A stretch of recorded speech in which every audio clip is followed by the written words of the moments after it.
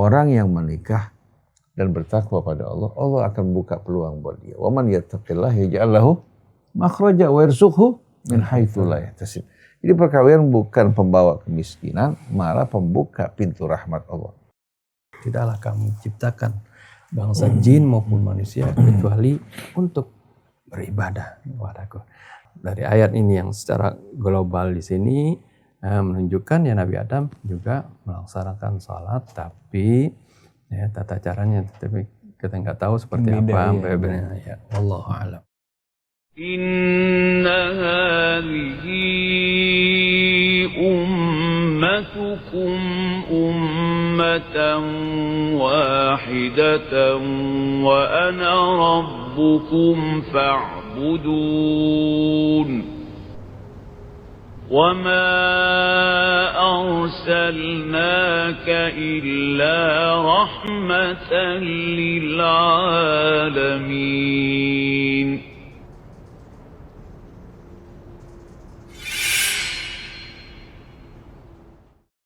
Bismillahirrahmanirrahim. Alhamdulillahirabbil alamin. Allahumma shalli ala Muhammadin wa ali Muhammad. Assalamualaikum warahmatullahi wabarakatuh. Waalaikumsalam warahmatullahi wabarakatuh. Ikhwan, akhwat, para pemirsa yang dirahmati Allah. Hari ini saya bersama Ustadz Hamzah Latos, Baba dan Akhi Ali. Insya Allah kita akan berdiskusi di bawah naungan Al-Quran. Sebelum kita mulai berdiskusi, mari kita memulai dengan membaca Ummul Quran bersama-sama. A'udzu billahi minasy syaithanir rajim. Bismillahirrahmanirrahim. Alhamdulillahi rabbil alamin. Ar-Rahmanir Rahim. Maliki yaumiddin. Iyyaka na'budu wa iyyaka nasta'in. Ihdinas siratal mustaqim. Siratal ladzina an'amta 'alaihim ghairil maghdubi 'alaihim waladdallin. Amin, amin ya rabbal alamin. Ikhwan, akhwat, para pemirsa, pada kesempatan kali ini kita akan mendengarkan jawaban guru-guru kita, Ustadz Hamzah dan Babah dari pertanyaan yang masuk. Bah, apakah Nabi Adam, Bah, juga sholat sama kayak kita, Bah? Karena kalau kita lihat era Nabi Adam itu jauh banget ke Nabi Muhammad. Dan kalau seandainya sholat, sama nggak syariatnya kayak Islam yang sekarang? Bismillahirrahmanirrahim. Alhamdulillahi rabbil alamin. Hamdan katsiran tayyiban mubarakan fi kama yuhibbu rabbuna wa yarda. Allahumma shalli ala Muhammadin wa ali Muhammad. Allahumma atina min indika rahmah wa 'allimna min ladunka ilman nafi'a wa anfa'na bima 'allamtana. Assalamu alayka ya Rasulullah. Assalamu alayna wa ala ibadillahi shalihin. Wassalamu alaikum warahmatullahi wabarakatuh. Kedudukan salat dalam Islam ini kedudukan yang benar-benar merupakan pilar dari ajaran Islam. Karena sholat menghubungkan seorang hamba dengan apa? Dengan Tuhannya. Di saat terputus hubungan seorang hamba dengan Tuhannya, maka kita bisa membayangkan apa yang akan terjadi. Oleh karena itu Allah Subhanahu wa ta'ala syariatkan bagi Nabi kita, bagi umatnya sama dengan syariat yang Allah Subhanahu wa ta'ala syariatkan kepada umat sebelum kita. Karena Nabi Adam ya, pada masa hidupnya berkumpul bersama keluarganya yang masih terbatas, belum melahirkan satu umat, ya, maka Allah memulai dari Nuh alaihi salatu wassalam. Bukan berarti Adam ya, tidak terikat dengan ketentuan syariat Allah. Syara'a lakum minad din ma wassa bihi Nuh walladzi auhayna ilaika wa ma wassayna bihi Ibrahim wa Musa wa Isa an aqimuddin wa la tatafarraqu fi. Allah syariatkan bagi kalian sama dengan apa yang Allah wasiatkan pada Nuh. Itu juga yang kami wahyukan padamu. kepada Ibrahim, kepada Musa, kepada Isa. Semuanya diperintahkan tegakkan agama Allah dan jangan kalian bercerai-berai dalam. Nah, sholat ini merupakan apa? Merupakan amalan yang menyatukan kita semua bersatu, menghadapkan wajah kita kepada Allah, juga bersatu dalam agama dan tuntunan Allah Subhanahu wa Ta'ala. Oleh karena itu hadis menyebutkan as-shalah imaduddin. Faman aqamaha faqad aqamaddin. Salat ini pilar agama. Siapa yang menegakkan salat sama dengan menegakkan agamanya. Waman tarakaha faqad hadamaddin. Yang meninggalkannya sama dengan menghancurkan agama. Setiap nabi diperintahkan untuk mengerjakan salat. Kalau kita baca kisah Nabi Ismail, wa kana ya'muru ahlahu bis-salati waz-zakah wa kana inda rabbih mardiyya. Begitu juga perintah kepada Maryam dengan ungkapan ya Maryam uqnuti li rabbiki wasjudi warka'i ma'ar-raki'in. Ini menunjukkan kepada salat. Kepada salat. Apakah ada perbedaan dalam tata caranya dengan sendirinya? Hal ini kita tidak apa? Tidak sama sekali ketahui secara jelas karena tidak ada pemberitahuan dari Allah. Tapi yang jelas perintah untuk ruku, perintah untuk sujud, perintah yang Allah sebutkan berulang-ulang. Baik kepada Bani Israel, begitu pula kepada umat Nabi kita Muhammad SAW. Jadi berkaitan dengan sholat yang merupakan pilar agama dan merupakan wasilah yang menghubungkan kita langsung dengan Allah Subhanahu wa Ta'ala. Kita mendengarkan Allah berbicara kepada kita melalui ayat-ayatnya. Kita juga mengungkapkan semua isi hati kita kepada Allah Subhanahu wa Ta'ala, merupakan hal yang ada pada syariat setiap nabi. Di mana keberadaannya merupakan keberadaan yang betul-betul amat apa? Amat vital. Sebagaimana manusia tanpa jantung tidak akan hidup.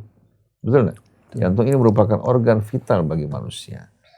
Begitu juga sholat dalam agama ini tak dapat dipisahkan. Wallahu a'lam. Ya, Nabi Allah Adam kan manusia. Ya. Allah Subhanahu wa Ta'ala dalam surah Az-Zariyat berfirman, "Wa ma khalaqtul jinna wal insa illa liya'budun." Tidaklah kami ciptakan bangsa jin maupun manusia kecuali untuk beribadah kepadaku. Nah, beribadah memang luas artinya. Di dalam surah Taha diperjelas lagi ibadah yang paling utama yaitu salat. Innani anallah dalam surah Taha. La ilaha illa ana fa'budni wa aqimus salata li dzikri. Ya.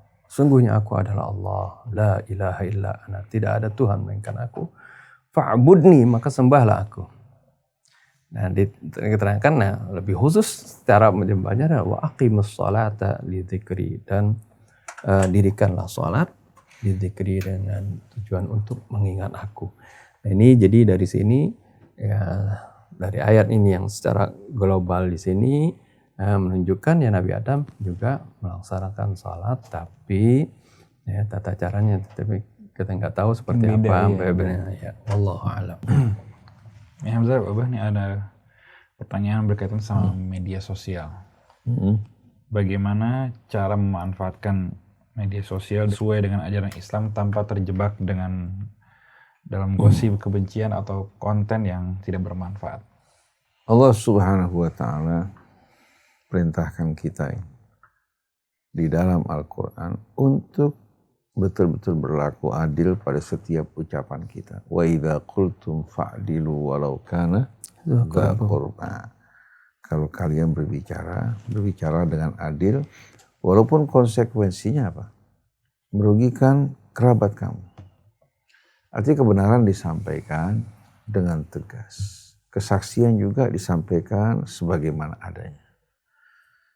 Allah Subhanahu wa Ta'ala dalam dua ayat, satu dalam surah An-Nisa, satu dalam surah Al-Maidah.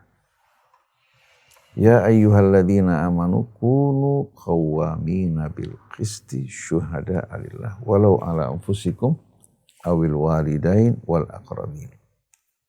Wahai orang-orang yang beriman, jadilah kalian penegak keadilan. qawwamina bil qisti, sungguh-sungguh betul-betul dengan lurus menegakkan keadilan. Syuhada lillah, begitu juga dalam kesaksian.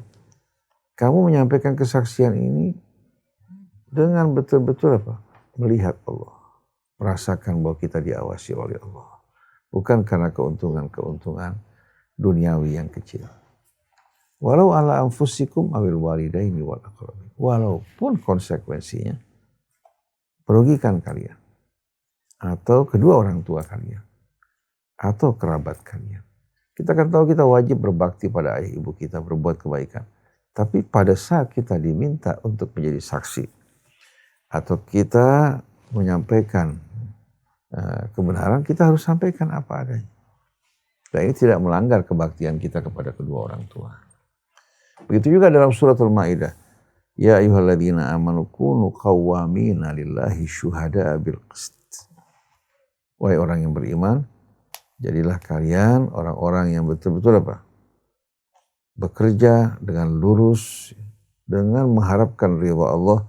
Dalam menyampaikan kesaksian kalian juga kalian sampaikan kesaksian kalian apa adanya dengan mengharapkan Allah. Kunu qawwamina lillah syuhada'a bil qist. Wala yajrimannakum syana'anu qaumi alla ta'dilu. Jangan rasa tidak suka kalian terhadap satu kaum, kebencian kalian terhadap satu kaum mendorong kalian berlaku tidak adil. Wala yajrimannakum syana'anu qaumin ala alla ta'dilu. Jangan kebencian satu kaum atas kalian atau kebalikannya kebencian kalian atas satu kaum membuat kalian berlaku tidak adil. I'dilu huwa aqrabu littaqwa, berlaku adillah, dia akan lebih dekat atau mendekatkan kalian ke dalam ketakwaan. Dalam surat Al-Maidah pada ayat-ayat, kalau tidak salah ayat kedua atau ketiga, wala yajrimannakum syana'anu qaumin an saddukum anil masjidil harami, ya, anta'dilu. Jangan kalian karena kebencian kalian terhadap satu kaum yang telah memalingkan kalian dari Masjidil Haram, kalian berlaku tidak adil. Jadi kita lihat bagaimana penekanan terhadap keadilan itu betul-betul merupakan satu keharusan. Jadi dalam memberitakan, ya, untuk menyampaikan kebenaran dalam rangka kesaksian, kita sampaikan apa adanya. Tapi menyangkut aib orang lain, aib orang lain yang bersifat pribadi dan tidak mendatangkan efek buruk bagi masyarakat dan lingkungan. Tidak juga membahayakan seseorang, kita nggak dibolehkan sama sekali menyebarkan hal yang buruk di media. Seperti dulu Pos Kota harian terbit berita mengenai pemerkosaan, berita mengenai pencurian, kejahatan yang bermacam-macam disebutkan. Tapi sama sekali kita tidak mendengar tentang hukuman yang dijatuhkan pada mereka. Akhirnya mengakibatkan apa? Kejahatan semakin menjadi-jadi. Akhirnya orang beranggapan kejahatan itu merupakan hal yang sudah apa? Sudah biasa. Jadi kalau memang seorang berbuat kejahatan dan memang layak dihukum, ya, boleh dibicarakan karena kezaliman, disebutkan kejahatannya, disebutkan juga hukumannya supaya menimbulkan efek jerah buat orang lain. Jangan penjahat-penjahat lolos, ya, dari jangkauan hukum, media juga soal kayak meloloskannya. Tapi kalau berkaitan dengan hal yang sifatnya pribadi, seorang menyaksikan seorang berbuat buruk antara dia dengan Allah, kita nggak dibolehkan menceritakannya. Kecuali kalau dia dianiaya. Contohnya, dia kerjasama sama seseorang, ternyata itu orang mengkhianati dia. Dia dibolehkan menceritakan, bahkan mengadukan urusannya. Tapi kalau sifatnya pribadi antara dia dengan Allah, contoh jangan jauh-jauh, seorang berzina, yang menyaksikan cuma kita, orang lain tidak menyaksikan. Kita nggak boleh sama sekali menceritakan kejelekan dia. Berikan nasihat supaya dia bertobat sebelum auratnya dan aibnya dibuka di muka umum. Dan jelaskan bahwa saya akan menutupi kesalahan kamu. Semoga Allah memberikan hidayah kepada kamu. Oleh karena itu tegaskan, la yuhibbullahu al-jahra bis-su'i minal qawli illa man zulim. Allah tidak menyukai orang yang suka buka-bukaan tentang keburukan kecuali kalau dia dianiaya. Indah sekali kan? Jadi kalau seandainya media mengikuti aturan Islam, di samping menyampaikan berita dengan adil, menyampaikan kesaksian dengan adil, kemudian tidak menyebarkan juga hal-hal yang buruk yang bersifat pribadi. Di saat menyebutkan perbuatan kriminal, kejahatan ya, yang berdampak buruk terhadap masyarakat, disebutkan kejahatan mereka, kemudian menuntut kepada yang bersangkutan, yang berwajib untuk apa? Untuk menegakkan hukuman. Jadi ini baru ada perbaikan. Tapi sayangnya media kita ini kan luar biasa tanpa aturan. Berkaitan dengan aib orang lain. Diceritakan sampai lama-kelamaan orang tuh yang bersangkutan menceritakan tanpa malu-malu. Seorang wanita berselingkuh, kemudian dia masuk di televisi, dia menangis merasa dirinya teraniaya, terzalimi. Padahal jelas-jelasan dia berselingkuh ya, dan menyakiti suaminya. Dan melakukan perbuatan yang betul-betul apa? Perbuatan yang betul-betul menimbulkan efek buruk di tengah masyarakat. Begitu juga orang menyebarkan, katakan perbuatan mesum dia bersama wanita. Sama sekian banyak wanita. Diambil gambarnya, disebarkan, hanya masuk penjara. Ketika dia keluar dari penjara, yang menyambut justru apa? Sekian banyak orang menyambut, dianggap seolah seperti orang ini apa? Orang yang berjuang, pahlawan yang berjuang. Wanita-wanita berjilbab pun menyambut dan berteriak. Jadi kita lihat, baik medianya, masyarakatnya sakit pada saat. Nah, kalau kita ingin mensosialisasikan yang baik dan positif, harus banyak diceritakan, bisa menjadi contoh.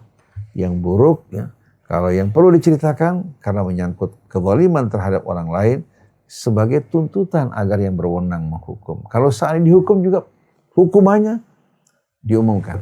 Seperti orang berzina disaksikan 4 orang saksi. Bukan karena zinanya aja dihukum, tapi karena dia berzina. Bisa disaksikan 4 orang saksi, berarti ini orang mengajak, mempropagandakan. Sudah tidak punya malu lagi. Allah perintahkan pada saat penghukumannya, disaksikan oleh banyak orang. Kenapa? Supaya menimbulkan efek jerah hingga masyarakat tidak berani melakukan hal seperti ini. Dan kita juga nggak boleh kalau seandainya masih dalam ranah praduga, nggak boleh kita sama sekali atau dengan berita si fulan ya, begini atau begitu, kita harus melakukan betul-betul tabayun. Dan yang wajib mengajukan bayyinah bukti yang melontarkan beritanya. Jadi kalau ada seorang melontarkan berita fulan begini, maka kita nggak boleh sebarkan. Kita datang padanya, coba minta buktinya apa. Kamu berbicara seperti ini, mencemarkan nama baik orang lain. Kalau dia tidak mampu menyampaikan bukti, maka apa? Sebagaimana Allah bilang, fa in lam ya'tu bisyuhada faulaika indallahi humul kadhibun. Kalau mereka tidak mampu membawakan saksi, ya, maka mereka di mata Allah adalah orang-orang yang pendusta. Jelas-jelasan kan? Jadi bagaimana Islam menjaga kehormatan orang lain? Allah tahu manusia ini tak luput dari dosa. Tapi kalau dibuka, disebarkan, akan mendorong dia untuk terjerumus lebih dalam lagi dari perbuatan dosa. Allah jaga kehormatan orang lain. Innallaha sittir yuhibbus sittirin. Allah ini suka menutupi kejelekan orang. Maka orang yang suka menutupi kejelekan saudaranya apa? Orang-orang yang dicintai Allah. Yang menutupi aurat saudaranya, Allah akan tutupi auratnya. Tapi dianggap seolah-olah orang yang tidak menceritakan hal ini dianggap orang-orang munafik katanya.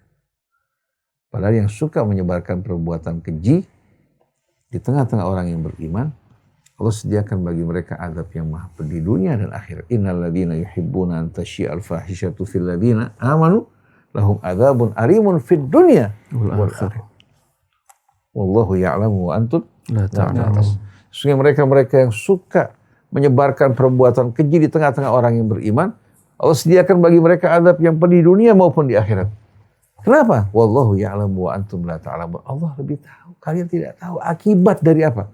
Menyebarnya hal ini akan menimbulkan penularan yang berbahaya, merusak jiwa dan mental masyarakat. Wallahu a'lam. Memang media sosial ini sekarang menjadi sesuatu yang sangat marak, dan ini adalah merupakan sarana informasi yang sangat-sangat efektif. Oleh karena itu, ya ini penting sekali karena Islam sudah memberikan guidance kepada kita, karena Al-Quran ini bukan untuk masa Nabi saja, tapi untuk masa kita sekarang ini. Itu sudah dijelaskan bagaimana dari si pembuat kontennya atau si pelakunya yang membuat yang menyiarkan itu sudah jelaskan harus bijak di dalam membuat media sosial tersebut. Artinya dia jangan membuat sesuatu yang akan menjadi dosa jariah, arti dosa yang akan diikuti oleh orang seperti tadi, ya, mengungkapkan orang lain atau memfitnah seseorang sehingga kemudian fitnah tersebut menyebar dan diterima orang lain sehingga seorang tersebut menjadi dibenci dan sebagainya. Ini kan artinya dosa jariah, artinya man sanna fil Islam, kata Rasulullah SAW, barang siapa yang memberikan contoh dalam Islam sunnatan sayyi'ah, ya, dengan contoh yang buruk, fa'alihi wizruha wa wizru man amilah biha la yanqusu min auzarihim syai'a. Jadi barang siapa yang memberikan contoh yang buruk, maka dia akan mendapatkan dosanya dan dosa orang yang mengikutinya tanpa mengurangi dosa si pelaku tersebut. Artinya terus dia akan, selama media ini terus bergulir dan orang kemudian berbuat dosa karena medianya ini, dia akan mendapatkan dosa tersebut. Sebaliknya, wa man sanna fil islami sunnatan hasanah falahu ajruha wa ajru man amila biha min ghairi ayyan qusa min ujurihim syai'a. Barang siapa yang memberikan contoh teladan yang baik, maka dia akan mendapatkan ganjarannya dan ganjaran orang yang mengerjakannya. Jadi kalau kontennya konten kebaikan, orang bisa mencontoh, bermanfaat bagi mereka, mereka amalkan, dia terus dapat pahalanya. Ini bagi si si pembuat konten ini. Bagi orang yang menerima konten itu juga ada guidance dalam Al-Qur'an. Ya. Kita ketika membaca konten media sosial, kita baca yang pertama, ya, kita diajarkan agar supaya kita tidak melihat sesuatu yang diharamkan oleh Allah. Allah perintahkan dalam surah An-Nur kan, ya ayyuhalladzina amanu qul lil mu'minina yaghuddu min absarihim wa yahfadhu furujahum dzalika azka lahum innallaha khabirum bima yasnaun wa qul lil mu'minati yaghdudna min absarihinna wa yahfadhna furujahunna wa la yubdina zinatahunna illa ma dhahara minha ila akhir ayat. Jadi bagaimana kita diperintahkan untuk menjaga pandangan kita, membatasi pandangan kita, ya. Artinya jangan melihat sesuatu yang diharamkan oleh Allah Subhanahu wa taala. Ini yang pertama. Kemudian juga kita diperintahkan, ya, agar supaya kita jangan menerima semua informasi yang ada di seperti itu, tapi kita pilih-pilih. Inilah yang disebutkan ulil albab, orang-orang yang berakal. Alladzina yastami'una al-qawla, yang mana mereka itu mau mendengarkan berbagai perkataan, ya, tapi nggak mau semua perkataan itu ditelan mentah-mentah. Ya, fayattabi'una ahsanah, dia ambil yang terbaik daripadanya. Yang terbaik itu yang seperti apa? Ya, yang tentunya karena yang terbaik, kalimat yang terbaik, ucapan yang terbaik adalah Al-Quran, yang paling sesuai dengan Al-Quran, seperti itu. Nah ini penting, artinya ketika mendengarkan perkataan atau informasi yang ada di media. Begitu juga misalnya ketika ada mendapatkan informasi, jangan salah langsung di-share, ya, di-share, dibagikan seperti itu. Dan ini juga disebutkan dalam surah An-Nur kan. Ya, bagaimana kisah tentang hadithul ifk, berita bohong yang disebarkan oleh kaum munafik seperti itu. Ketika bagaimana kita ini mendengarkan berita, langsung ini belum dicerna, belum tabayun, langsung sudah disebarkan. Ini guidance-nya di dalam Al-Quran surah An-Nur sudah dijelaskan. Ya, ketika Allah Subhanahu wa taala menyebutkan laula idz sami'tumuhu dhannal mu'minuna wal mu'minatu bi anfusihim khaira wa qalu hadza ifkum mubin. Ketika ada tuduhan, fitnah, ya jangan langsung ditelan atau disebarkan, ya, apalagi yang menyangkut, ya, seorang yang beriman, orang yang beriman, tentang nama baiknya. Laula idz sami'tumuhu, mengapa tidak ketika kalian mendengarnya. Kaum mukminin itu berhusnudzon, ya, berbaik sangka. Bi anfusihim di sini sampai Allah menggambarkan bahwa saudaranya itu yang disakiti itu atau yang difitnah itu seperti dirinya sendiri. Ya, jadi dia harus husnudzon kepada mereka. Wa qalu hadza ifkum mubin, dan mereka mengatakan, ini sih kedustaan yang nyata seperti itu. Ya, karena berita bohong itu harus ada saksi, tadi sudah dijelaskan. Jadi seperti itu. Baik si pembuat konten maupun kita yang membaca, menerima konten di media sosial, itu semuanya sudah ada guidance-nya di dalam Al-Qur'anul Karim. Ya, wallahu a'lam. Bah, dengan kondisi ekonomi yang anjlok, bah, sekarang banyak orang yang takut untuk menikah karena takut nggak mampu untuk nafkahin keluarganya, bah. Kira-kira gimana solusinya dan gimana Islam melihat hal ini, bah? Di antara yang menyebabkan sempitnya rezeki itu bukan karena banyaknya penduduk atau banyaknya orang yang berumah tangga. Yang menyebabkan sempitnya rezeki dan lahirnya petaka, bencana, begitu juga kemiskinan adalah dosa-dosa perbuatan manusia. Jadi kalau seandainya dosa-dosanya dibiarkan, maka kejahatan juga akan merajalela dan kehidupan akan semakin sempit. Allah berfirman dalam surah Al-A'raf, "Walau anna ahlal qura amanu wattaqau lafatahna 'alaihim barakatin minas sama'i wal ardh." Kalau seandainya penduduk negeri beriman dan bertakwa, kami akan buka keberkahan bagi mereka dari langit maupun bumi. Walakin kadzabu, tapi sebaliknya justru mereka mendustakan Rasul, ayat-ayat Allah, petunjuknya. Fa akhirnahum bima kanu yaksibun, kami hukum mereka dengan sebahagian kejahatan dosa yang mereka lakukan, bukan semuanya. Artinya, untuk keluar dari kemelut ini, kita harus kembali kepada Allah. Begitu juga Allah Subhanahu wa taala terangkan dalam suratul Nahl, daraballahu mathalan. Allah berikan satu perumpamaan. Qaryatan kanat aminatan mutmainnah, satu negeri, kota yang aman, sentosa, damai. Ya'tiha rizquha min kulli makan, rezeki mengalir dari berbagai macam penjuru. Fakafarat bi an'umillah. Ternyata penduduknya ingkar kepada nikmat Allah, tidak bersyukur. Fa'adzaqaha Allahu libasal ju'i wal khaufi bima kanu yasna'un. Allah membuat mereka mencicipi pakaian ketakutan dan lapar, semua karena ulah perbuatan mereka. Jadi yang harus diperbaiki adalah perbuatan kita. Karena kalau seandainya pemuda-pemudi tidak menikah karena takut menghadapi kebutuhan hidup yang berat, mereka akan terjerumus dalam kejahatan, dan perbuatan keji akan menambahkan lagi penderitaan, adab, dan kemiskinan mereka. Problema yang dihadapi di Indonesia ini sebetulnya hasil ulah kejahatan manusia. Negeri kita subur, kaya raya, tapi mereka-mereka yang diberikan amanat berkhianat, bukan bekerja untuk rakyat, bekerja untuk diri mereka, akhirnya kita terjerumus. Akibat dari perbuatan-perbuatan zalim yang dibiarkan, terjerumus dalam kondisi seperti ini. Ini kan akibat dari kejahatan. Kok yang disalahkan tuntunan Allah?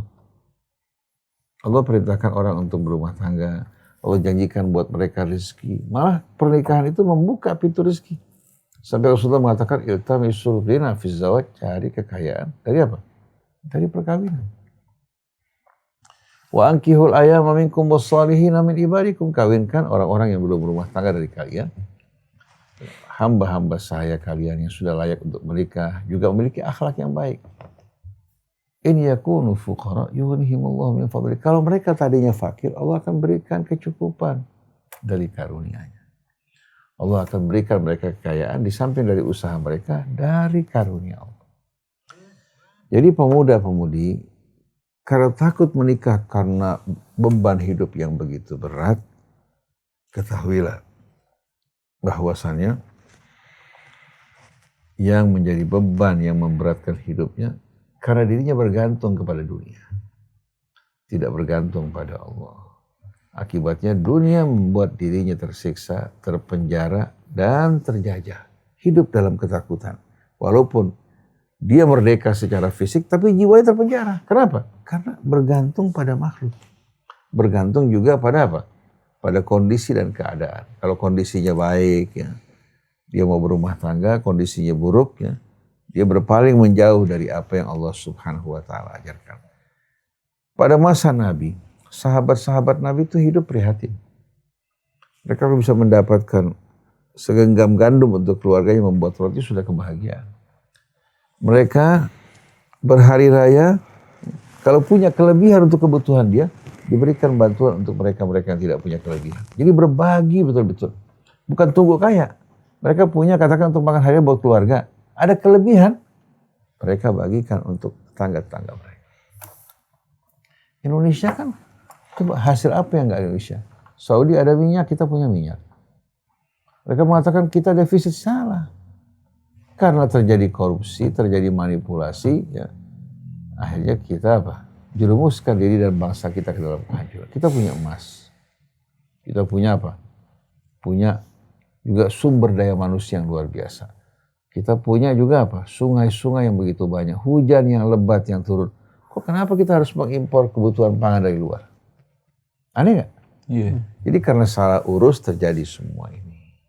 Jadi nggak benar orang kalau berpaling dari pernikahan karena takut, ya, menghadapi beban hidup. Ketahuilah, orang yang menikah dan bertakwa pada Allah, Allah akan buka peluang buat dia. Wa man yattaqillah yaj'al lahu makhraja wa yarzuqhu min haitsu la yahtasib. Jadi perkawinan bukan pembawa kemiskinan, malah pembuka pintu rahmat Allah. Begitu juga anak. Orang-orang jahiliyah dulu sebelum Islam, mereka karena takut sampai melarat. Ada yang takut juga gak mampu untuk makan, mereka bunuh anak mereka. Apalagi kalau anak perempuan. Allah mengatakan, وَلَا تَقْتُلُوا أَوْلَادَكُمْ خَشْيَةَ إِمْلَاقٍ. Jangan kalian membunuh anak-anak kalian karena takut lapar. Nahnu narzuquhum wa iyyakum. Kami akan memberikan rezeki buat mereka, bukan kamu. Termasuk kalian juga. Paham gak? Ayat yang lain dalam surat Al-An'am, wala taqtulu auladakum min imlaq. Jangan kamu bunuh anak kalian min imlaq karena kondisi kamu yang susah. Nahnu narzuqukum wa iyyahum. Kami akan berikan kalian rezeki. Termasuk mereka. Ada perubahan ini. Narzuqukum wa iyyahum. Kalau dalam surat Al-Isra, narzuquhum wa iyyakum. Berapa? Karena dalam surat Al-Isra, anak yang jadi persoalan. Allah bilang, Allah akan berikan mereka rezeki, termasuk juga kamu. Kalau dalam suratul An'am, dia dalam keadaan sulit. Kami akan berikan rezeki buat kalian, dan termasuk mereka. Jadi kalau kita perhatikan di sini, Allah sebetulnya berjanji untuk membukakan pintu rahmatnya. Tapi kita bukan membuka, malah menutup dengan dosa kejahatan yang kita lakukan. Jadi sungguh salah kalau orang menjauh dari pernikahan karena kesulitan hidup. Bapak lu waktu pertama kali menikah gak punya apa-apa, tinggal di pinggir kali. Pendapatan cuma 100.000 per bulan. Sedangkan kebutuhan pada saat itu minim pas-pasan 300.000. Tapi kita jalankan hidup, kita minta bantuan sama Allah. Kita belajar dari kesusahan ini hingga muncul rasa apa? Yakin dan tawakal pada Allah Subhanahu wa Ta'ala. Tapi banyak orang berpendidikan tinggi saat ini, maju, tapi hatinya kecil, tidak yakin. Kenapa? Karena hatinya tidak terhubung dengan Allah Subhanahu wa Ta'ala. Wallahu a'lam. Ya, sudah jelas bagaimana Allah Subhanahu wa Ta'ala menjanjikan wa ankihul ayama minkum wassalihina min ibadikum wa imaikum iyakunu fuqara'a yughnihimullahu min fadlih. Di sini perintah kepada para orang tua untuk menikahkan anak-anaknya, menikahkan orang yang di bawah kekuasaannya, ya, atau tanggung jawabnya. Allah janjikan iyakunu fuqara yughnihimullahu min fadlih. Jika mereka itu fakir, ya, maka Allah yang akan mencukupkan mereka dari karunia-Nya. Ini menunjukkan bagaimana, ya, karena yang Allah Subhanahu wa Ta'ala yang memberikan rezeki adalah Allah Subhanahu wa Ta'ala. Terkadang ketika di masa sulit, ada saja Allah Subhanahu wa Ta'ala berikan jalan keluar kepada hamba-hamba yang Allah kehendaki seperti itu. Jadi kalau kondisi yang sulit ya, terutama kalau dikaitkan dengan negeri kita ini, negeri yang makmur, negeri yang subur, negeri yang kaya, kenapa bisa sulit? Ya, tadi sudah dijelaskan. Dan memang ya, bagaimana karena diurus oleh pejabat-pejabat yang korup seperti itu, maka sehingga seharusnya kekayaan yang bisa dinikmati oleh rakyat banyak diambil, dikuasain seperti itu. Nah, kezaliman ini, dosa zalim ini ya harus jangan dibiarkan, harus ada kita berteriak, bersuara, memprotes seperti itu. Kalau dibiarkan ya nanti ketika terjadinya azab ya, akan menimpa semuanya. Inilah yang kita rasakan. Allah Subhanahu wa taala ingatkan dalam surah Al-Anfal, "Wattaqu fitnatan la tusibanna alladziina dzalamu minkum khassah." Hindarilah diri kalian dari fitnah, dari musibah, dari azab, dari malapetaka. Yang mana ketika turun itu tidak hanya menimpa orang-orang yang zalim saja, bukan si koruptor ini saja yang mendapatkan akibatnya nanti, tapi semuanya banyak ya. La tusibanna alladziina dzalamu minkum khassah. Yang tidak menimpa kepada orang yang zalim saja, yang khusus kepada orang zalim saja, tidak. Tapi bisa berakibat kepada masyarakat luas. Inilah yang harus dihindarkan. Ya seperti itu, dan menghindarinya ya harus kita hilangkan orang-orang yang berbuat zalim itu ya, harus benar dihilangkan kezaliman sehingga tidak menyebar, berdampak kepada masyarakat banyak. Allah. Ini sama orang lagi kebakaran, bukan bawa air, bawa api lagi. Kebakaran yang selalu kita hentikan, malah dia membawa api lagi. Begitu juga pemuda yang seharusnya mendapatkan pengarahan agar tidak menambah kerusakan, malah ditambah apa? Dijerumuskan dalam kerusakan. Kalau berkaitan sama tekanan sosial yang sekarang anak-anak muda rasakan itu kan, bagaimana dalam Islam cara mengatasi tekanan sosial yang sering datang dari orang yang seumur kita, yang terutama dalam hal pergaulan, prestasi, atau gaya hidup. Kan orang sekarang apalagi melihat yang seumuran mungkin pencapaiannya sudah di mana, sedangkan mungkin sebagian kita merasa kok masih kayak jalan di tempat itu. Sebetulnya yang menyebabkan kita merasa tertekan, kita berjalan lambat, teman-teman kita yang sejawat, yang seusia dengan kita sudah melejit ke depan, bisa memenuhi kebutuhannya bahkan secara berlebih-lebihan, sedangkan kita mengalami cobaan yang begitu berat. Allah Subhanahu wa taala ingatkan kita semua untuk meluruskan wajah kita menghadap ke hadapan Allah Subhanahu wa taala. Begitu kita menghadap ke hadapan Allah Subhanahu wa taala, kita berbaik sangka pada Allah, yakin akan janji-janji Allah. Maka dalam perjalanan kita menghadapi cobaan-cobaan hidup ini nggak bakal berasa berat sama sekali. Tapi yang membuat kita mudah mengalami tekanan, mengalami depresi, mengalami tekanan, kenapa? Kita terpesona silau menyaksikan berbagai macam hiasan dunia yang diberikan kepada yang lain. Allah sering mengatakan, "Qul mata'un qalil." Ini merupakan satu kesenangan yang singkat dan pendek. Oleh karena itu, kita sering mendengarkan nasihat-nasihat ya dari Imam Ali alaihi salatu wassalam yang mengingatkan kita bahwa asas dari penderitaan itu termasuk diantaranya Umar al-Khayyam dalam syair. Zakharifud dunya asasul alam. Gemerlap dan hiasan dunia ini itu merupakan sumber penderitaan buat kita. Karena pasti kita akan menghadapi apa? Begitu kita mulai terbius, tergoda oleh zakharifud dunya ini, kita akan mengalami kehilangan, mengalami rasa sakit yang bermacam-macam. Dan juga apa? Akan mengalami saat-saat kita menghadapi apa? Rasa frustasi. Akibat dari apa? Akibat kita ini bukan lagi mengendalikan gaya hidup kita, mengendalikan juga kebutuhan kita, tapi kita dikendalikan. Dikendalikan oleh gaya hidup kita yang tidak sama sekali apa beraturan, yang tidak searah dengan tujuan hidup kita. Akhirnya kita menganggap pada saat kita kurang, kita menderita. Pada saat kita melihat kelebihan orang lain, muncul rasa iri di hati kita.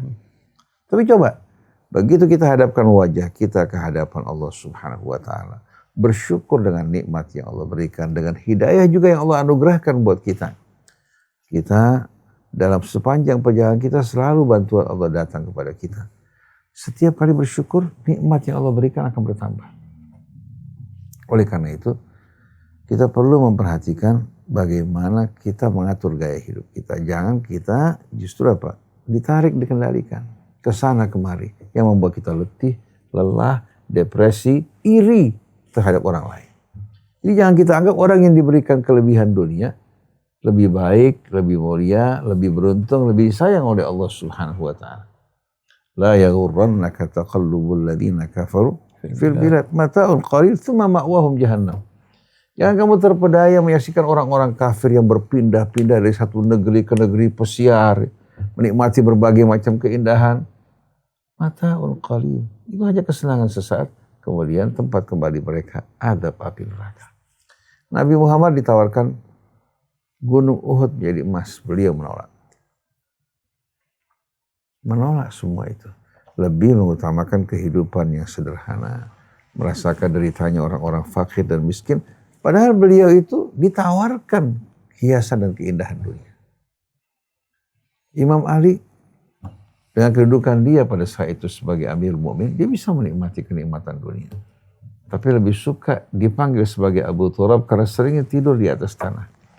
Berpakaian sederhana, makan dari makan yang amat sederhana. Ketika seorang sahabatnya ingin meniru beliau, ditegur oleh Imam Ali. Saya seorang pemimpin. Dengan kondisi saya ini, berpakaian sederhana, menjadi hiburan buat orang-orang miskin. Bahwa ternyata pemimpin mereka juga seperti mereka. Sedangkan kamu berpakaian secara baik. Ya. Berdandan di hadapan keluarga kamu. Jadi bagaimana orang-orang yang mulia, orang-orang yang betul-betul dipilih oleh Allah, mereka justru dipersiapkan untuk tidak terikat dengan dunia ini. Tidak terikat oleh dunia, tidak dikendalikan oleh gaya hidup. Tapi orang-orang yang betul-betul merdeka, mampu mengendalikan diri, dan selalu bekerja untuk tujuan hidup mereka yang lebih mulia.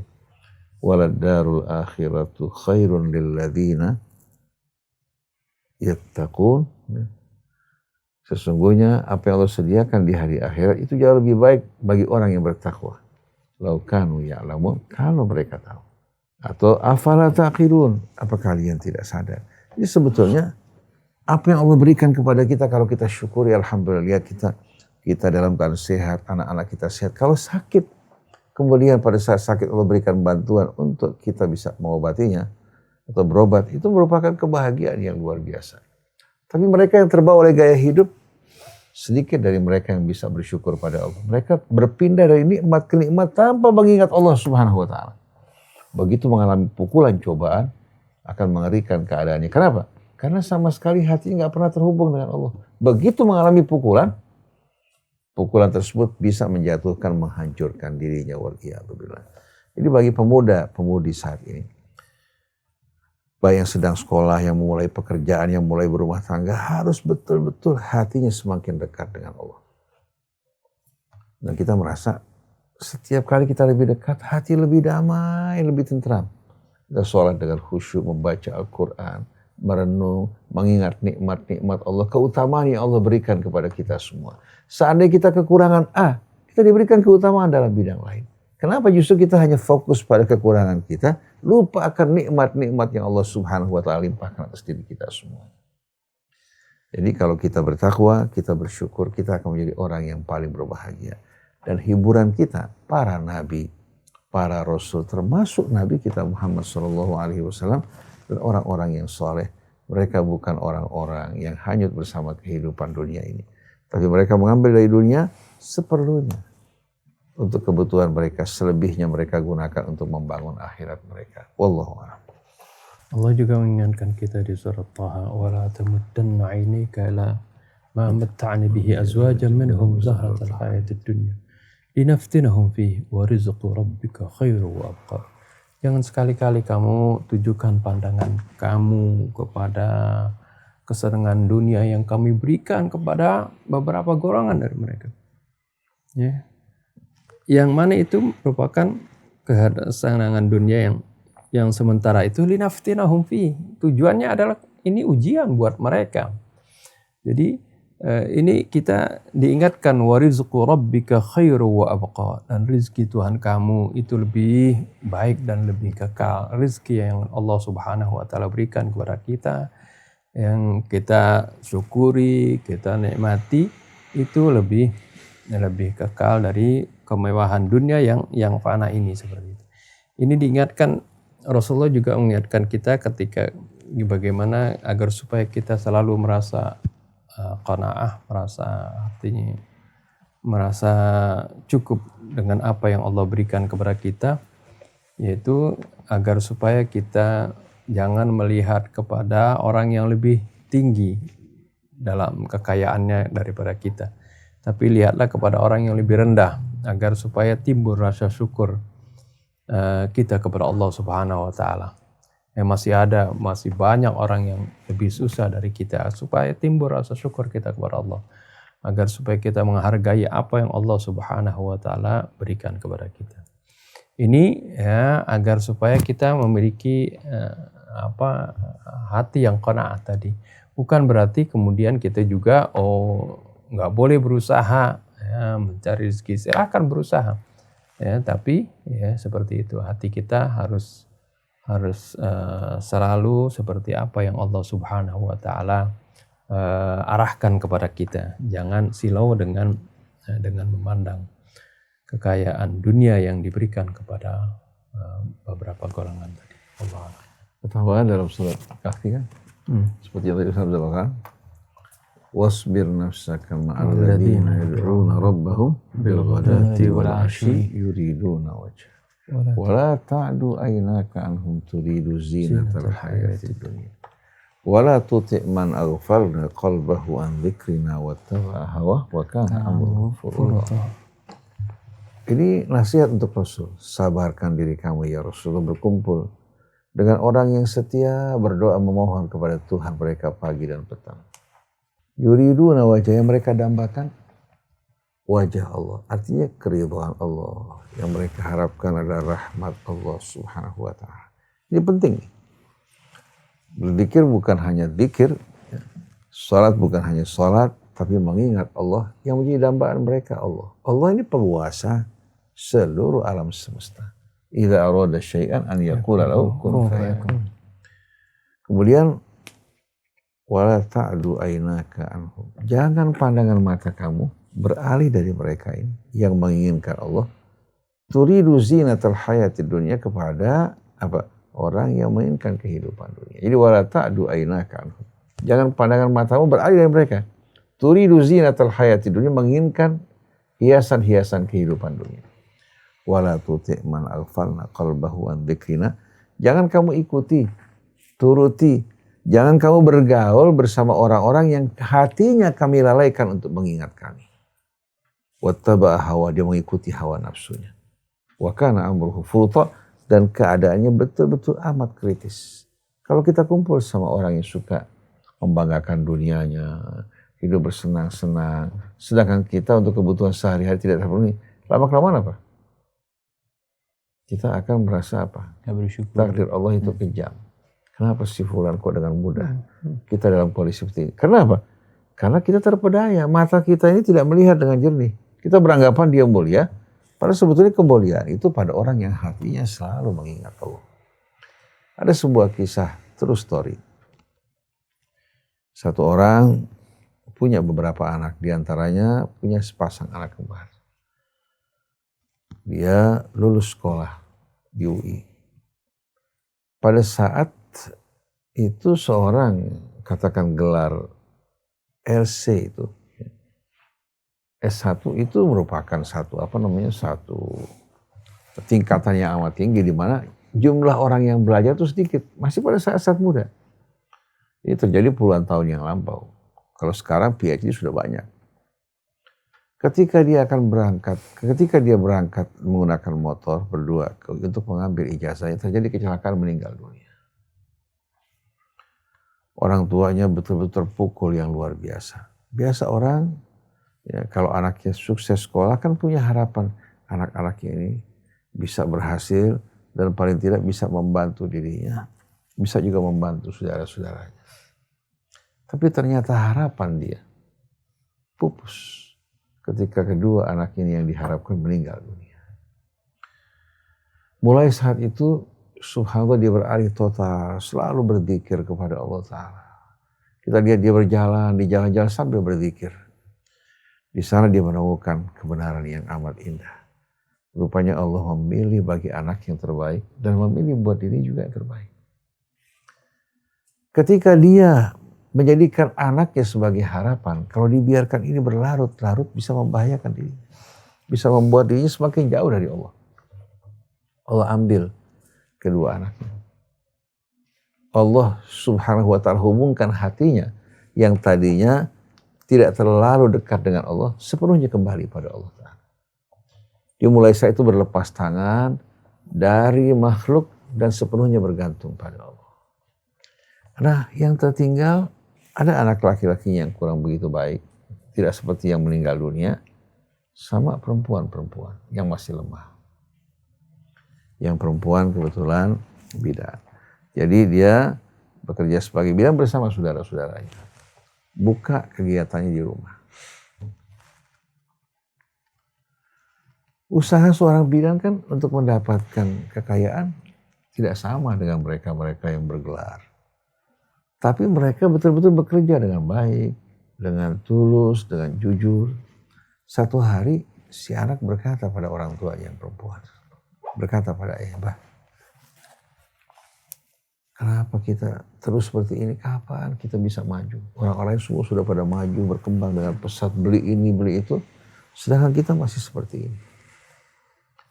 Si Abah sambil meneteskan air mata berkata, ya binti, Abah ini kalau setiap malam lihat kamu semua dalam keadaan sehat, buka kamar kalian tidur dengan nyaman, walaupun keadaan pas-pasan, alhamdulillah wa syukurillah. Kita begitu lihat, alhamdulillah kita aman, kemudian anak-anak kita juga dalam keadaan sehat. Ini kebahagiaan yang luar biasa untuk kebutuhan sehari-hari terpenuhi. Sampai dalam sebuah riwayat, man kana aminan fi sirri. Orang kalau aman, tenang baik di rumahnya dalam perjalanannya, mu'afan fi badani, sehat badannya, wa ma'hu qutu yaumi, dan dia mendapatkan semua kebutuhan makannya sehari-hari, faqad hizat lahu dunya bihadzafiriha, dia telah menerima dunia dan seluruh isinya. Jadi jangan diukur dengan banyaknya yang kita punya, tapi kalau kita diberikan kesehatan, keamanan, dan kecukupan dalam kebutuhan sehari-hari kita orang yang paling kaya. Tapi yang membuat kita ini menderita, sedih, karena kita bandingkan ini dengan apa yang ada pada orang lain. Padahal belum tentu kalau Allah berikan kepada kita, kita akan bahagia. Benar? Belum tentu. Ini merupakan fakta. Jadi insya Allah mudah-mudahan kita selalu menjadi hamba yang bersyukur, yang banyak bertafakur.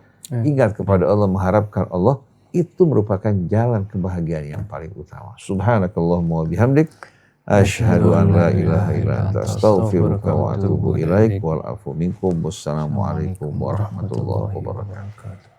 Jazakumullah khair Ustaz Hamzah Baba atas nasihat dan penjabarannya, mudah-mudahan jadi wasilah dan hidayah untuk kita semua.